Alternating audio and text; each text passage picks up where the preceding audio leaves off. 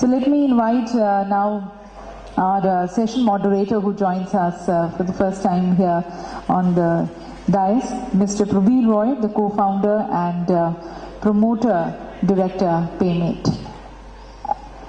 Again, Paymate, we had spoken about, in fact, about you, in the sense your company in the morning, that Paymate has been able to, again, with the innovativeness, they came up with a system which was innovative, which was not followed or not adapted by anyone.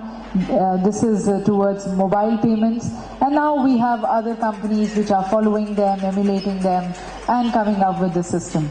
So Paymate, ladies and gentlemen, is India's own totally indigenous successful startup company, one of leading mobile payment company in the world with operations in India, Nepal, Sri Lanka, Middle East and USA. So they set their own, now they have set a benchmark. So thank you for joining us. Inviting now, in fact, the first financial guy who's going to be talking to us, Mr. Tushar Pandey. He is the Senior President and Country Head, Yes Bank Limited. He has been instrumental in building a team with diverse range of expertise. And his bank, ladies and gentlemen, they have forayed into various sectors, tourism, infrastructure, mining, agribusiness, education.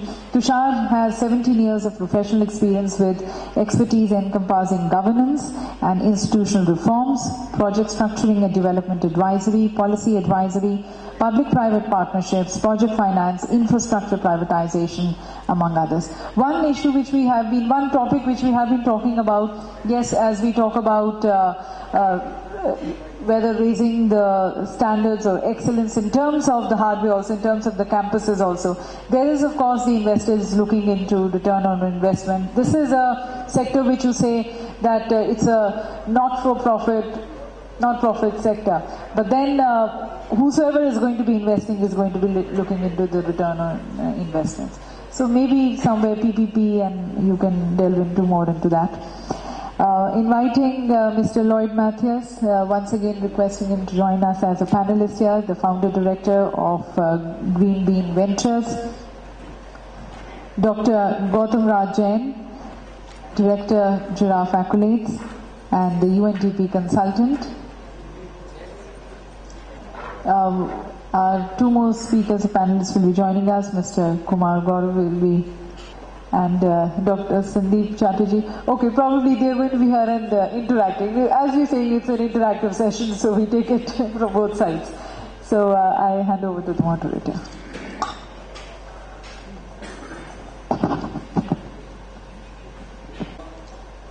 What is better than having an excellent session after lunch than Mandeep's session today to kind of flag off the agenda on excellence?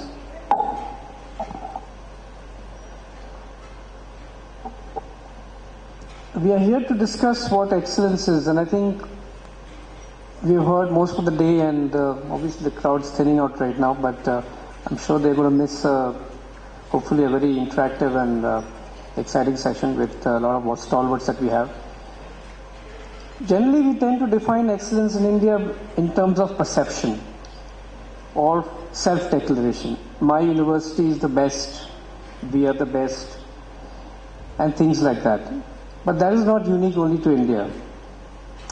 The Russians in 2003 came out with their own rankings, and they declared Moscow State University as better than Oxford and Harvard. Not to be outdone, the European Union in 2008 set out to have their own rankings, which made many of the European universities peak over the ones in the US, China, Taiwan, and Korea. So that's nothing unique about India. But what is then excellence at the end of the day? Is it perception, or is there some valid marking method to establish what is an excellent university or an excellent research lab? There are about 4 ranking systems in the world. One is Chinese, one is Taiwanese, one is Spanish, and I think one is British. And all of them bring out every year a ranking of the top universities. The country which has made the maximum progress in coming up in that table is China. In 10 years, they had 10% of the universities, Chinese universities on that list, And 10 years later, they had nearly double of that percentage on the list, just in a space of 10 years. So those of us who believe that universities and excellence centers are built over centuries would be quite puzzled to know that some of the later universities in the last 10 years are now being seen as the top-ranked universities. And in India, when we were studying, I remember, and all of us probably certainly on the panel would know that when we passed out from school, it was only engineering, doctor, or management. Lawyer was not topmost in our minds, so everybody started sitting for their IITs or Vellore, and then people went into sat for their CAT exams. But now I think 20 or 30 years after that, that whole thing has changed. People, there are so many more options now. There's design, there's planning, there's architecture, there's media. There's so many more lines of thinking which people have open to them. So it's not just IITs and IIMs who get the excellent students. There are excellent students going into other disciplines as well. But we are still very far away from that. And reaching any level of excellence by any independent objective standard. Unfortunately, in the last 30 years, our own rankings have dropped in the world. So while we have produced engineers and the best doctors and perhaps some of the best managers in the world, the percentage of such people now worldwide is less, because more and more new universities and better universities are feeding those domains. So how do we manage to keep the edge that we had 30 years back?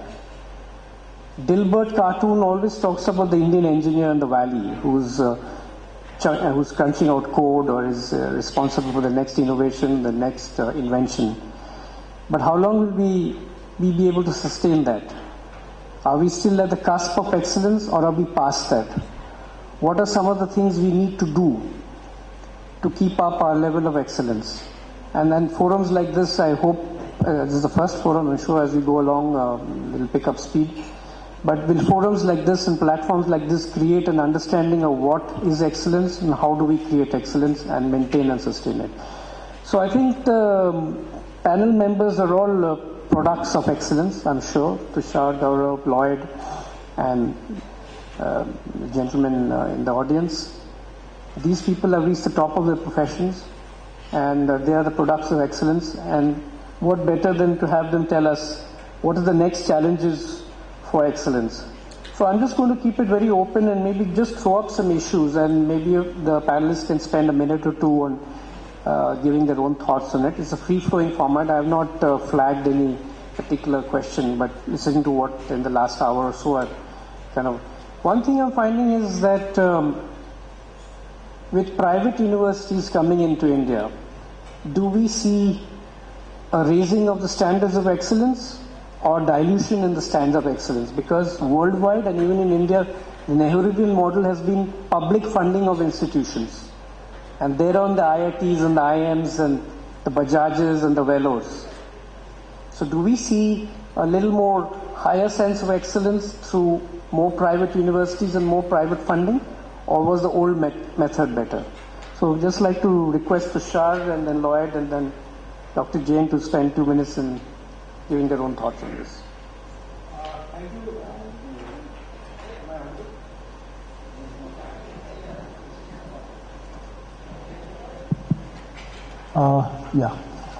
Thank you, Prabir. Thank you for inviting me. First of all, I am not disheartened by the thin attendance, because what I see are 7-8 very excellent points, and I guess what is being discussed right now will be carried forward in some sense. I'll just before I come to your point, just take maybe half a minute or a minute, and what the ma'am just put up a question when she was saying in respect to equity and being a banker. I just want to draw a very macro point we sometimes tend to forget. The distinction between business, profit and charity. And I always give this example, it actually comes from my heart, I am a devout Hindu, I go to temples, so I look at temples, or I go to other institutes of religion.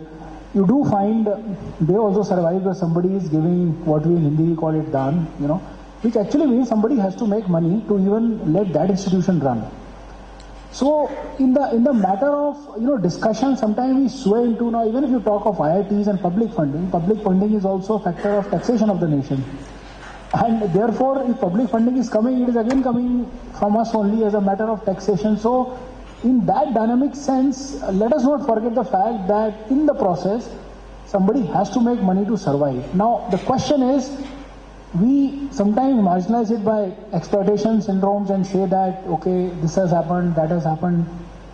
Maybe that's wrong, obviously, exploitation is not. But sustainability and profit is not a bad word. So if you take cognizance of that, and that's where I work on public-private partnerships, institutional innovations, it's just a realistic situation. I come back to the point that if we were like Western world, that 100% taxation money getting apportioned, probably you don't need PPPs, the subject which I'm working on. There is inefficiency which has crept in for a variety of reasons.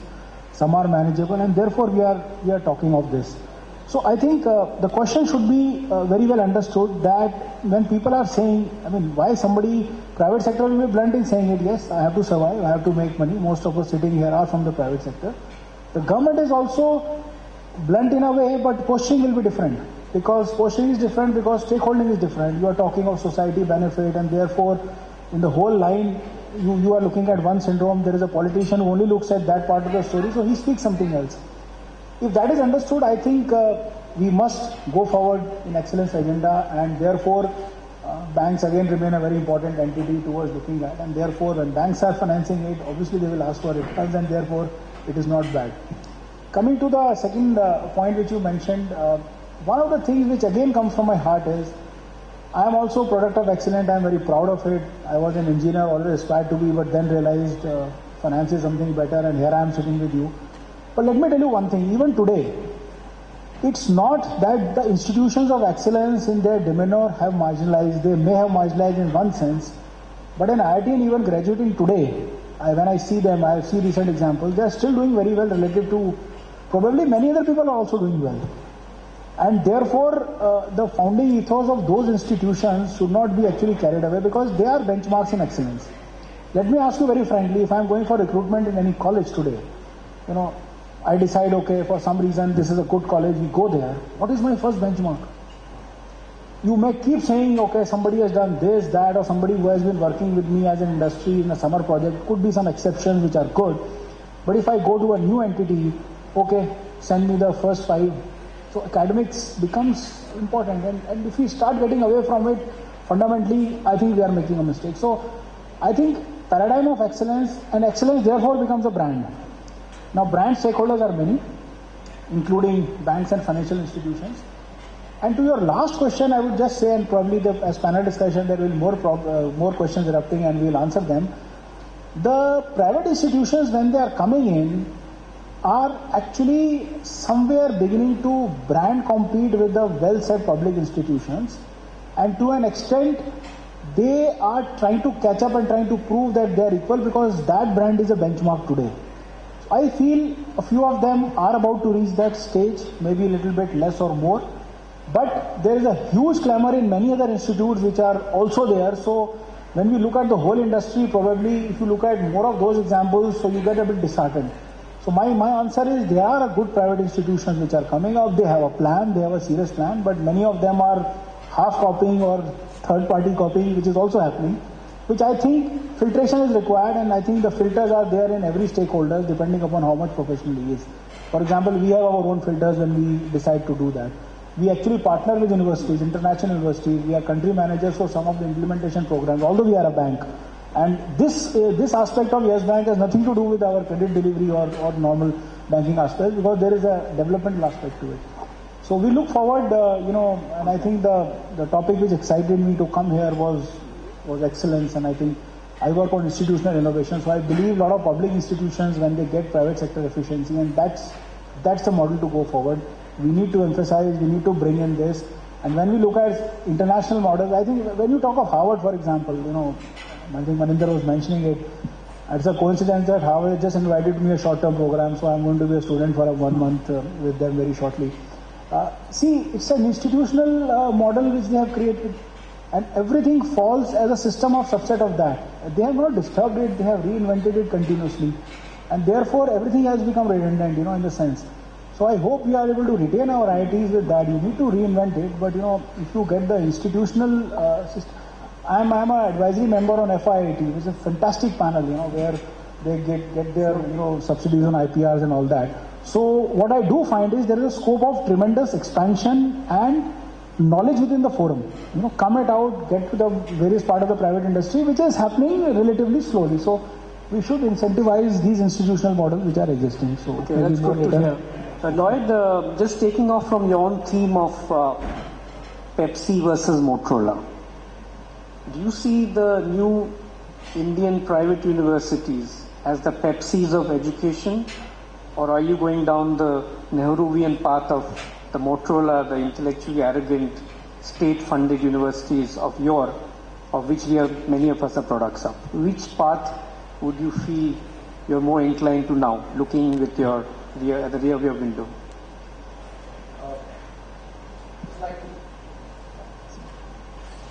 Yeah, I think that's a very good question. I just want to react to something that Tushar said, which made good sense. I think one aspect that I would certainly go with is that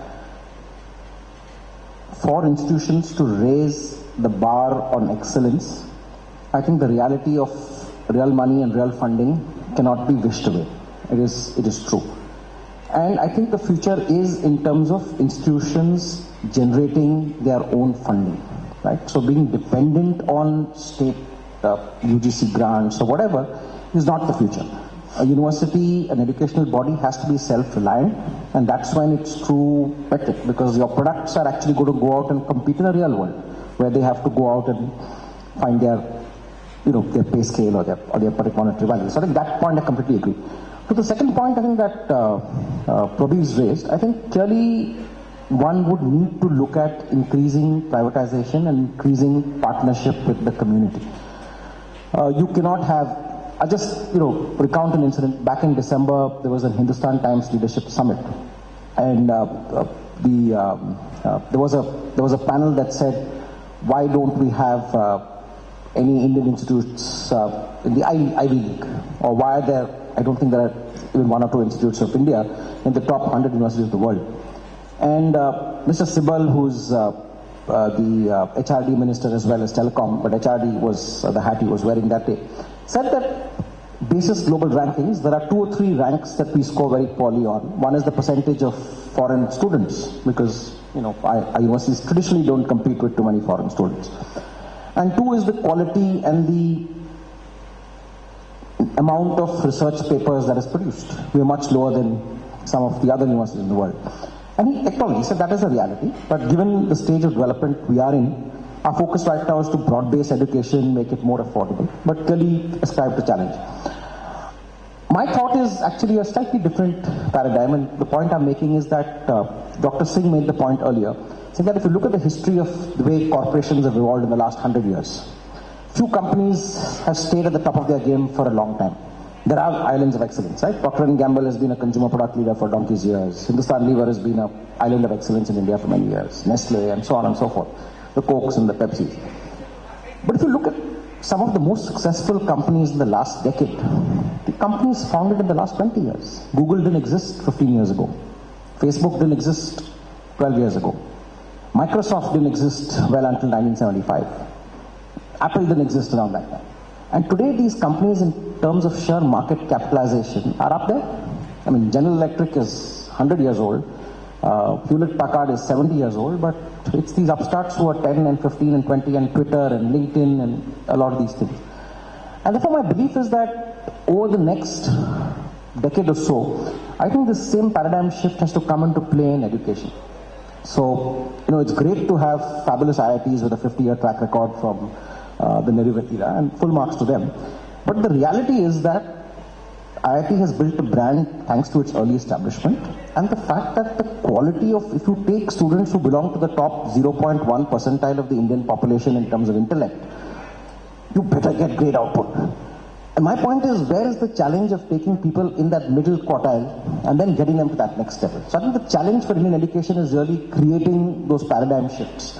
And therefore, newer universities that actually think as nimbly as the Facebooks and the LinkedIn and create new models.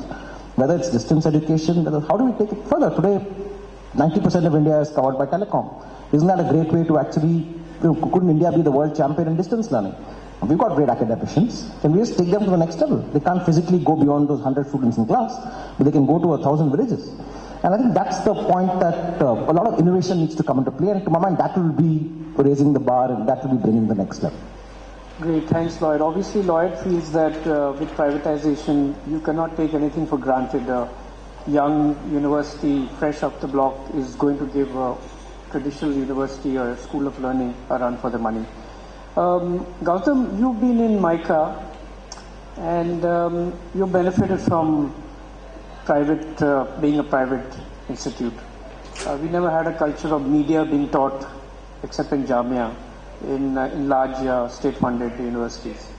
Do you feel that institutes like MICA have sort of plateaued in the terms of excellence because there's only been a MICA and there's not been many other institutes of its kind coming in spite of so much of demand for media and communication and content and advertising and marketing in today's day and age? While IITs have gone from 3 to 9 and IIMs have gone from 5 to 12, institutes like MICA and such have remained more or less an elite and smaller group. So why is that happened? Is there a supply-demand problem, or there is just no understanding of what excellence is and you can go and join for a program anywhere and get that degree? Okay, thank you. Very relevant questions with regard to MICA. Now, when we look at MICA, it is a positioning that the communication school has made a difference. If you look at education, it is more or less management education. You can't differentiate. You see, almost the structure was copied from IIM. 3 terms, 6 courses, okay, 1 summer internship, Apple. And see, there are breakthrough ideas that have come up from the young people at the age of 16, 18, 19. They were allowed by their culture and their schools. Okay. But today, we don't allow in India. Okay. If we do not allow them, then we have a fixed mindset that until you are 24 years old, you can't get out to the market and work. Okay. But why not a person 16 years old can become a chief or manager or managing director? We have the youngest CEO in the country from Bangalore, Mr. Gopi, Goswami Gopinath. He is owning, when he was 17 years old, he launched 6 and 7 companies. Why he could launch it? Because he sent ideas to America, they invited him and found him his ideas at Britain. He started a company, he is doing engineering but owning 100 crore company today. Now these are the instances that are possible and I think many more can do it. So I think my first agenda would be to redefine the education and then reorient all the stakeholders so that right kind of institution can be started. Okay. So obviously you're happy with the fact that India is good at producing a lot of worker bees, but we are not able to produce leaders and obviously entrepreneurs and innovators, and for that we need to change our paradigm and our entire definition of what course curriculum and excellence is. Gaurav, if I may, you're from Zensar. Yeah. So here's a puzzle that I've been wrestling with for probably 2 decades. Now India is seen as the world's IT hub. But India specializes in these soft services and software skills. But I don't see any institute, minusing the IITs, any institute which is people come from abroad to get exposure to Indian software and Indian IT and Indian computer skills. Why has there been no school of computer science in India which attracts best talent from all over the world? But everybody in the world wants Indian talent to go from here to there. And the irony of this question is the highest ranked educational institute in Russia is the School of Economics, which is ironical. The communist state teaching the School of Economics is very... So this is the question I'm raising. Why no good computer science program or computer science school where people from all over the world get the best faculty, best students? Any particular reason? I think probably a very relevant and important question. It's a lot to do with what Matthias talked in his presentation, which he was talking, brand. If you look at in last 35 years, which IT industry has evolved, It's contributing a lot of money to Indian economy, but the brand IT in the world is we are workers. So what it means to the world, and take example which Dr. Gautam was talking about, new students, it means that if you are going to Indian education system, you can only become programmers. You cannot, if you look at the number of products which have been developed by Indian IT industry, very limited. Isolatory, transformational or innovative. We call them innovative, but in America if you go and if you're not doing product, then you are innovative. If you're doing a services company in America, probably you are innovative in America because nobody wants to do services in America. So for you to attract foreign talent, they need to be told what is it that we can add value to them. Brand IT does not exist for any value which we have added to any of the companies worldwide, apart from cost reduction. I don't think cost reduction is what anyone would want to learn when he is a young kid of 16, 17 year old. At 16, 17 years, he wants to learn what I can do different. How can I contribute? How can I make my life much more effective? That is something which we are missing, and the only institute which comes to my mind where I see that happening is IISc Bangalore. And apart from that, I know when I was doing my engineering, the computer science was the last choice for any of my peers. And today, computer science is the topmost choice. But if I look at the curriculum of computer science, we do produce engineers which make great softwares when they join AT&T or Microsoft. But when they join Indian IT services company, they only do programming. They only do payload work. They only do $1 work at $15. But when they join Microsoft, they are probably doing a $300 work. So for you to attract foreign nationals to come and study in India, you need to first work on brand, see what is the output value which the output is giving. And once we have done that, then we will be able to attract talent from across.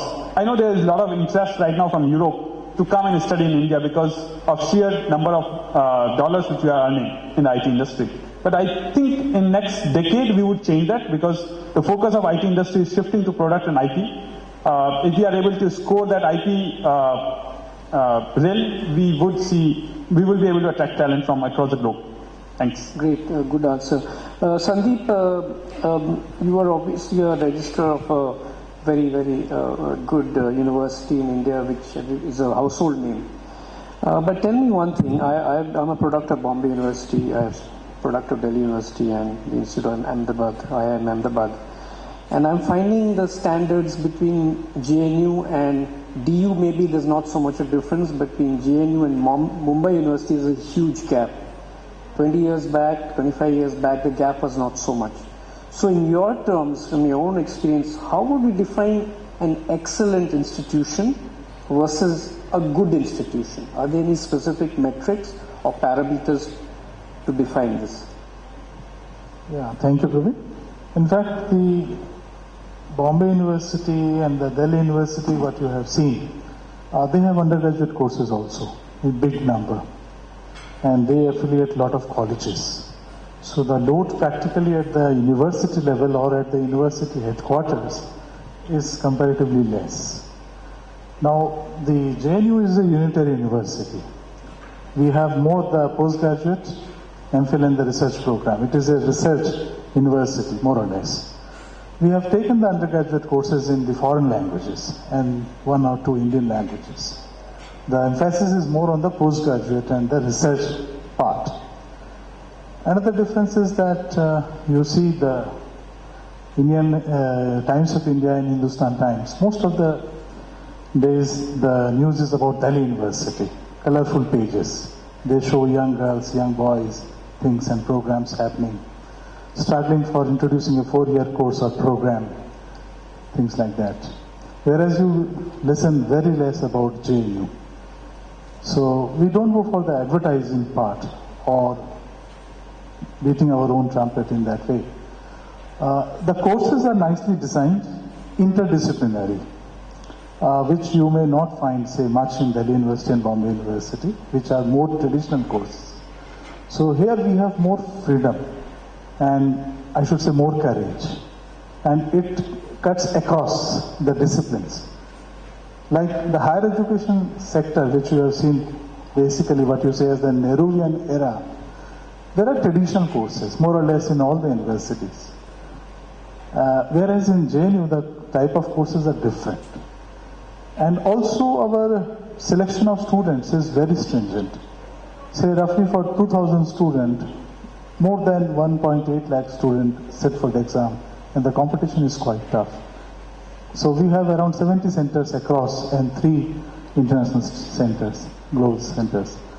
So the choice is also very stringent. And people come from very poor background who desire to study, say, at JNU. So what comes in the university, and that is the aim of any central university, and that is for it has been created. And you must have heard that in the 11th plan, some 20 more central universities have been created. People from across the country should come. It should be a mixed feeling, as India has come in the university and teachers also across. So the bigger concept of making a right citizen who thinks across the grassroots, that is the purpose. Across the discipline, that is the purpose. Economic and the right education for him or her to be made as a complete and useful citizen. So in that process, we never lose track of creating excellence and freedom in the student, getting the best faculty. We work very hard to bring the best faculty and creating the best systems. Now, we are not traditionally backward, but we are looking forward in the sense that we have a campus-based networking, a fiber optic cabling, we have Wi-Fi points, we have 24 hours library, we have the largest usage of e-books, journals, if you see the InfibNet report, and we don't spend much, but there are arrangements in the government sector or in the consortium to subscribe to all this. We manage, as I said in the earlier session, with a low fee of 250 rupees for humanities, 350 rupees roughly for the science and computer science also. We have the best computer science department and the existing and surviving MCA program, and the hostel fees is very less. We provide them internet services free. We also look, and we have foreign students in the campus, 5% of the total intake, 3% physically challenged students. So we work across the community, and we have a very unique system of taking them. Even we have 5 depreciation points for the girls. So we have 50% of girls in the campus. So these type of things are there. And that makes us slightly unique and different. And it is an envy for any of the university to try this model. Thank you. Great, thanks. Okay, here's a question for the audience, and I'm going to open up to the audience. With the change in the new bill for universities bill, I think a lot of foreign universities and foreign centers of excellence and learning and labs are planning to open India campuses. So do you all feel that that is going to help ramp up excellence in India? Or do you feel that will just be more Brahminic way of reinforcing that good universities will continue to steal away good students and the rest will be the students who fall under the bell curve? So is it a good thing that universities from overseas are coming here? Yeah. I want to make a point. Rajiv Gupta, he reached to the top of the best company. Do you feel that he made the standard of excellence? What I am seeing, in fact I have to catch a flight for Chennai, just I want to address. See the education, what we call it, that's not holistic. If you have read the 8th habit of Stephen Covey, he has picked up essence of our Vedanta. He says that we are teaching with a part-person paradigm. Just money, money, money, money. Who can make money Even the CEOs of best companies of USA, once they come, they turn around. After third year, they are fired. Because in short term, they want to manipulate or do something which appears, but that's not sustainable. If you just see the history, even the Lee Iacocca, all great people, even the Rajiv Gupta, somehow excellence is not just about the money. And I want to drive that education is not a cost, it is investment.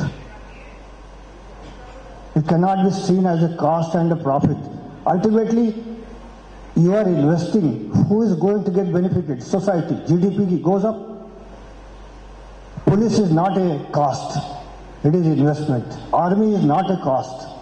It is investment. Healthcare is not a cost. It is investment. So we are trying to see everything with the frame of money, profit, balance sheet. So education, definitely, as I passed from Banaras Hindu University, which has given a great cultural mindset. Right? I don't think that comes in the so-called beautiful campus university colleges, 5-star buildings. That value is not coming. Privatization, in my opinion, I don't think it has helped the nation. And every day you see on the newspaper the outcome of education. Even the highest people studied in the Harvard Law School, in the best colleges, topmost lawyers charging crores a day. How is their behavior? Is that excellence? Actually, what we behave, that is excellence. How the ethical part is totally missed. Only curriculum.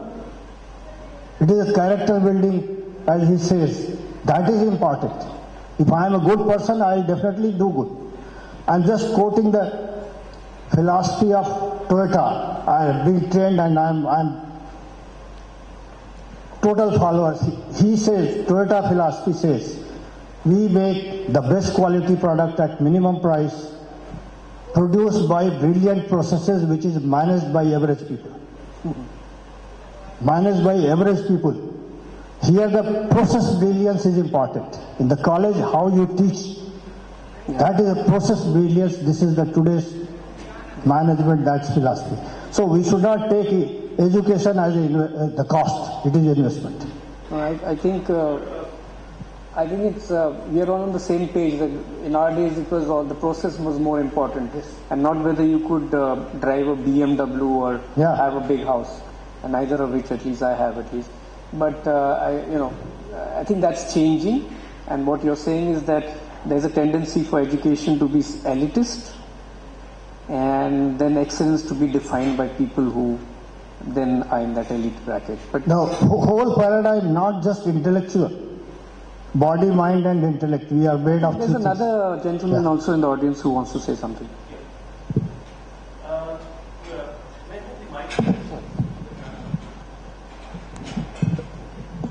I think, Mr. Roy, you have really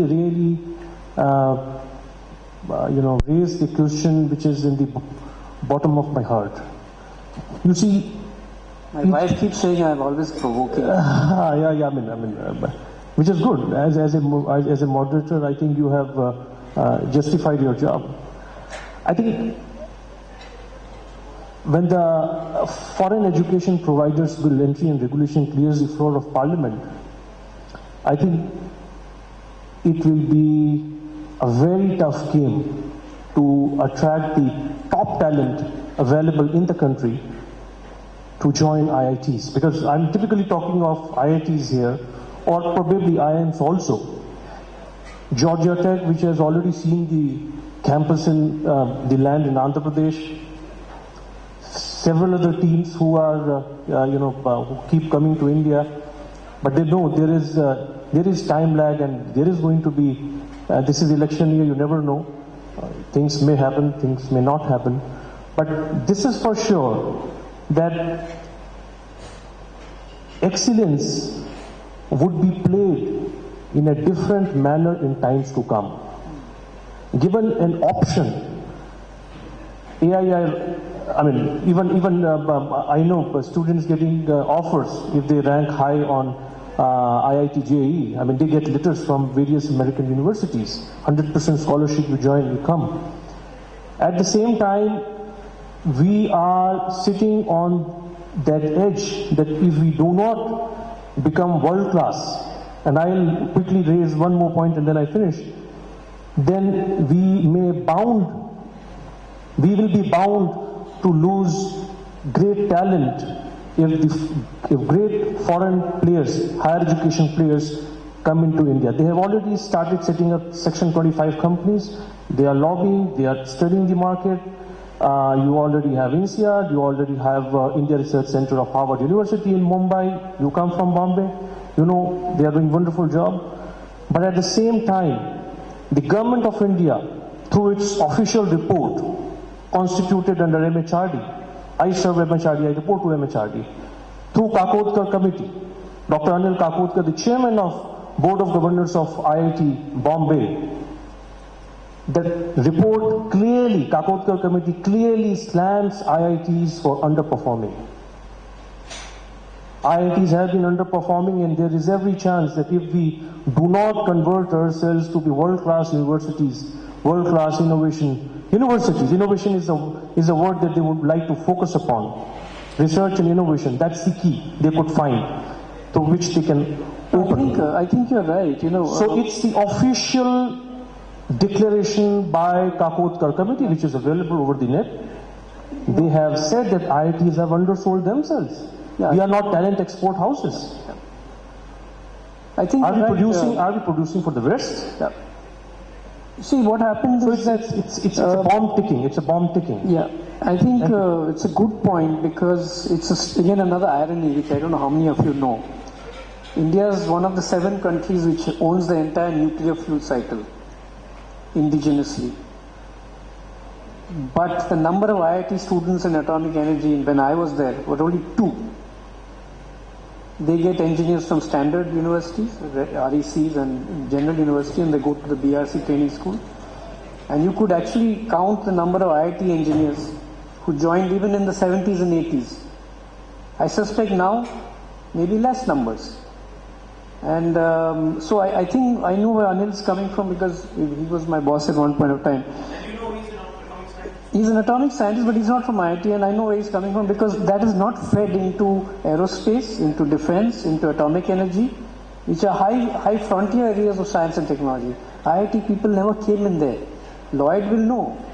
IIT people in my days, IM batch, out of my class of 60 section, 30 were engineers and probably 15 were toppers from IITs.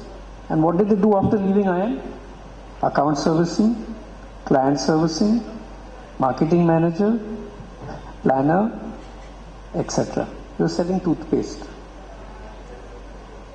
and talcum powder. And I used to wonder because these are very bright people, IIT, IM combined. And Lintuses and O&Ms and JWTs of and the FMCG companies grabbed these guys. And none of them went into engineering, manufacturing, high-end science, high-end technology. If at all they went abroad for the MS and PhDs and stayed in those countries. That's why so many Indian engineers in NASA or in Microsoft or in DARPA.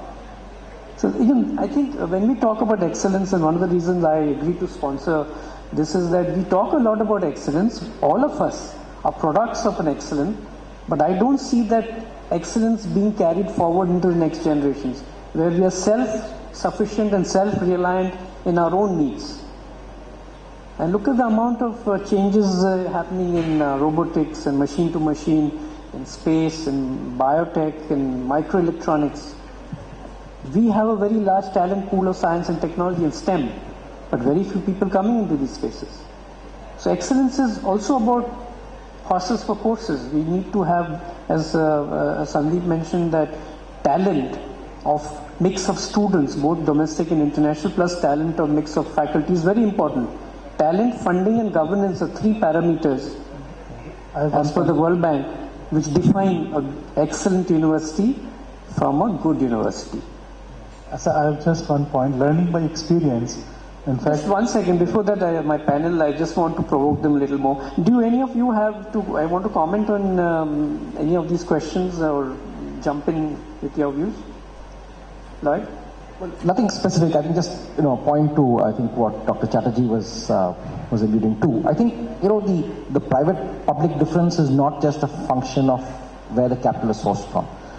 Take a parallel example in the world of media. One of the most respected media organizations in the world for quality and credibility is the BBC. Now, the BBC is a state-funded broadcasting organization, right? Unlike the Stars and the Zees and the Sonys, they don't depend only on advertising. They're state-funded by the UK taxpayer. And they have one of the, finance to the most unbiased, or what is considered one of the most unbiased things. So I'm saying the source of funding, whether it comes from state, is not important. But my belief is that increasingly universities and colleges will need much higher levels of funding to keep abreast with the latest in terms of technology. And in a developing country like ours, I'm not sure our taxpayer can be stretched on various counts. We've got zillions of priorities. Higher education is a priority. But subsidizing higher education like we do for the IITs and IIMs for a lot of these students who will end up going abroad serving NASA may not be the best use of Indian taxpayers' money. And therefore my sense is the moment you talk about privatization and private monies entering the educational space, they'll only be fair to the taxpayer. If somebody is willing to pay 25 lakhs a semester to get into ISB, and obviously there are other qualifying criteria, and then in 3 years he recovers the money getting a good job with a multinational, good for him. He just saved this country a lot of money out of taxpayers' money, as opposed to someone subsidizing a graduate of IIM Ahmedabad, like we did. So, Prasad, I think, supposing we proposed at this platform at the end of this session that all state funding should be withdrawn from IITs and IIMs. Let them build their own corpuses like the Harvards and the Cornells and the Yales, and be autonomous and continue their path down excellence. Do you think that will help? Because they've been yearning for independence and autonomy, but they also want state funding. You cannot have both. Probably my comment will be on the operationalization of this vision what you made. Let's get practical. We can make this statement. It's not going to happen in a day. There are small institutional points, and I think many of you know it much better than me. Institutionally in the United States, any professor is encouraged to earn his salary. So you get an increment, you get a project and a fee and a fund, so the system encourages you in a way. One is that there is a markup factor of how much of the salary you are getting from your own institute. But over here, and that can be very simple. I want somebody, one of you as a professor for 3 months to work on a certain aspect in my project as industry. It should be a matter of a day. Okay, we sign a contract, and whereas if I want today somebody, one of you who is an IIT professor, and I know that you can do my job in maybe 3 hours, literally, you can mark it up and give me a bill of 1 month, I am fine with it. The system within IIT, where do you start and where do you end? So I think, and let me tell you, and I have seen in my own family, the people who graduated from IISc in 1950, they were about to go to US, then Germany called them, and so I think this is not new.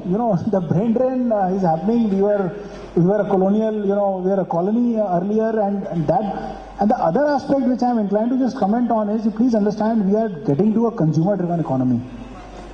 So, and somewhere we are also discussing the paradigm of higher education in the IT or the techie phenomena. If you are a consumer economy, a lot of consumer vibrancy is driving education also, and somewhere to a level of higher education also, that you need big bazaar management level people. Oh, there is a mess, okay, I don't know how to. So he's not an IITian, he's not what we are talking about.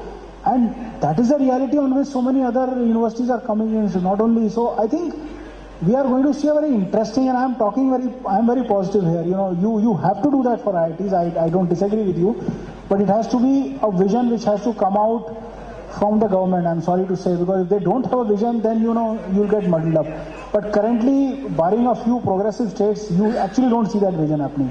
Let me also make a very small comment which I always make. I stay in Noida in the state of Uttar Pradesh. I have seen 2 fabulously built government colleges. One is called Mahamaya Balika Inter College, the other is called Panchsheel Balak Inter College. If you drive on the expressway, you will find them. Somewhere I am startled. The irony is they have not yet got operational. But you look at it, this is what today's government school should be. whether it's a state of Uttar Pradesh who has given it, you can beat it to that they don't do anything. They have given you the best expressway. So somewhere some education people, the engineers have also worked there, and that is a state you can drive to Agra in 1.5 hours, no matter what you say. And that's where I'm bullish about our country. If UP can give you these kind of surprises, they have already set up a hospital in Noida, which is outside looks like world class. There will be inner problems operationalizing it. But in many other states, including Maharashtra, even to that extent, I can name it, Gujarat also, in government schools, you don't see that vibrancy coming up. Where is that popping up? Where is that fantastic building we are talking about? The gentleman just here, very passionately mentioned about, army has to be supported. If you don't grow your GDP, how will you support your army? So I think this is a holistic mix, but your question is very valid. I'll come back to it. IIT should have that kind of vision ultimately. Let the system encourage, government can progressively use our subsidized budget, put a project budget and all that. Mind you, there are examples. Tata Indica was funded by a TIFAC program. So at a government level also you have successes, we have not mapped them also. For some reason. Why don't we even take a recce of it? I know one university in agriculture, which is one of the state universities, they had a seed program which was self-funded. But I don't see a recce of this within ICR anywhere. So that's again a big challenge, and since I work with the governments, I'm inclined to support them, but ultimately I can only say because, with a limited intent that if sector grows, I will benefit as a private sector, but it has to be championed by you. So we should also concentrate probably a little bit on, those institutional smaller successes which you already have. We need to devote time on building them up, and then it will mesh with the growth. It has to happen. There is no other way to, which will be not happening like that. Mr. Roy, just the last point is that, of course, research and innovation, we talk from the perspective of IIT's core. But in terms of capacity creation, I cannot just ignore to introduce Dr. Chandrasekhar, who is the Vice President of ILNFS ETS, India's largest skill development company. Out of many subsidiary companies, he is our alumnus of IIT Kharagpur and IIT Delhi. And when you talk of capacity creation, this company carries mandates of various state governments. What Dr. Manmohan Singh announces on the podium, it is implemented through his company. Creating schools, they are into PPP. You would all know it, this company better, ILNFS ETS. So the company is very, very focused on creating research parks nationwide. But it takes a lot of time to, there are bureaucratic channels, there are various, if I can use this word, problems of identifying opportunities, setting up collaborations with IITs, IIMs. So it is not a day's game. Rightly you said, things are slowed down by the system. Otherwise, the company, on which Dr. Chandrasekhar may like to add a few words. This company let me just add a bit. Research park in every state. They have already the mandates from the state government. I am a LFS person myself. Before Yes Bank, I was with ILNFS. So let me just pick one of your points. As you rightly said, the process of institutional creation and public-private partnership is itself a professional exercise, and that's exactly the point. ILNFS was the pioneer, and I was proudly a part of it for more than 3 years, and therefore, my suspicion is about what Dr. Chandrasekhar will say, I can fully understand because I have worked 3 years in the system. But fact of the matter is, the policy integration is a phenomena which somewhere is socio-political in nature. So the states which do it well, it institutionalizes and goes on fast, and states which don't. So that aspect, I think, should be taken at a national level, whichever institutes you are talking about. Yeah, I think what Prashant is trying to address is, I myself, I just took the point of what Prashant has been telling. See, the idea is, be it education at school or higher education or vocational or skill development, what is more important is India has a huge infrastructure in terms of school buildings or vocational institute. But if you analyze the capacity utilization in each of the buildings, absolutely goes below average. For the reason that, for various reasons, in schools, it can happen because the schools have never been innovative, the teachers never been innovative, or the teaching resources never been innovative, so that children can retain in the class, learn something more. So this is one aspect which has been in the school level. Similarly, in the vocational trades, look at all these, say, 6,000 odd government ITIs and 9,000 odd ITIs. Absolute excellent system, because these are the craftsman trades, lower level, bottom of the pyramid skill. But these are never changed since the time of its establishments. Be it adding resources, but because never industry had collaborated with these things to understand what the industry skill needs are, what the academic programs, the kind of the so-called regulatory bodies. So these kind of things have never addressed. That's where reason ILFS also finds a unique proposition in this to bring those synergies. Be it bring the industries at one point of time, enable. ILFS is try to use, as you rightly mentioned, it has been an enabler in terms of look, here is a kind of model, here is a kind of platform where industries can come, the academia can collaborate, the financing institution, one of the most crux is going to be be it in the private or the public, enabling the finance to run all each of the factors. So that's what is being tried to enable. And we have been also trying to, I think there are several examples one can always quote. Recently I think McKinsey also has done a study on the skill development, and I think ILFS has been quoted as one of the examples, second next to one company in US, that an innovative model of skill development. I think somebody should get into that kind of, see what kind of model it has created. Great. Okay, thank you very much. I'm glad we got most of the people in this hall interacting and having a thought or a say on this subject. But I'm being told that we have exceeded our time. But at the end, I would just like to say that it seems we are back again to the basic question of what indeed is excellence. It seems to me the truth is that everybody wants something excellent. No one knows what it is, and no one knows how to get it. So with this, I would like to end this open house session. I'm sure this is just the first of many seminars and workshops on excellence organized by Element 94 and Amit. I'm sure 5 years from now, whatever he does in this space will show and will be aligned with whatever is happening in education and excellence, with more private, more global universities coming in, more choice for students. And I think many of these discussions will have a house full, and we'll have to keep people away so that everybody can please get a place to sit. So I've seen this happening in the early days of WAS, when 2002, 2003 has to be doing the same function, and there were 5-10 people, and 10 years later we couldn't get into the door and they had to be turned away.